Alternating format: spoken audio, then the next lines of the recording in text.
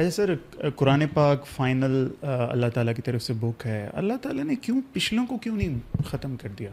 اور بلکہ میرے خیال میں تو پچھلی کتابوں سے میں نقصان ہونے لگ جاتا ہے، کیونکہ کئی دفعہ کچھ لوگوں کا طور طریقہ یہ ہوتا ہے بائبل کے حساب سے قرآن کو وہ ڈیفائن کر رہے ہوتے ہیں. ٹھیک ہے، وہ اوتھینٹک تو نہیں ہے نا، ٹھیک ہے، تصدیق بے شک کرتی، اس کا یہ مطلب تو نہیں ان میں کوئی چیز ہے. تو اللہ تعالیٰ کیوں نہیں ٹوٹل جیسے ایک پوری نسل کو پیرش کر دیتا ہے، پوری کی پوری قوم کو الٹا کر کے ایسے مارتا ہے اللہ تعالیٰ، ٹھیک ہے، تو ان کو بھی کتابوں کو ختم کر دیتا ہے تاکہ کنفلکٹ نہ ہوتا اتنا.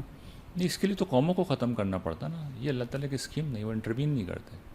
کیا اس تو لیے ہے کہ اللہ یہود و تعالیٰ نصارہ نے عاد سمود ختم کر دی تو کتابیں بھی ختم کر دی. انہوں نے اس جرم کا ارتکاب نہیں کیا نا. اچھا، انہوں نے یہود کو اس لیے ختم نہیں کیا گیا کہ وہ توحید سے وابستہ تھے، توحید میں تو بہت اچھے تھے، مجھ سے آپ سے زیادہ اچھے موحد ہیں وہ آج بھی، تو اس لیے ان کو ختم نہیں کیا. جب وہ باقی ہیں تو ان کی کتابیں بھی باقی ہیں. ہم سے تو صرف یہ کہا گیا ہے کہ ان پر ایمان رکھو کہ وہ بھی اللہ کی طرف سے نازل ہوئی ہیں. یہ تھوڑی کہا گیا کہ ان کی پیروی کرو، پیروی تو حضور کی کرنی ہے، قرآن کی کرنی ہے. صحیح. تو اس حیثیت میں موجود ہیں.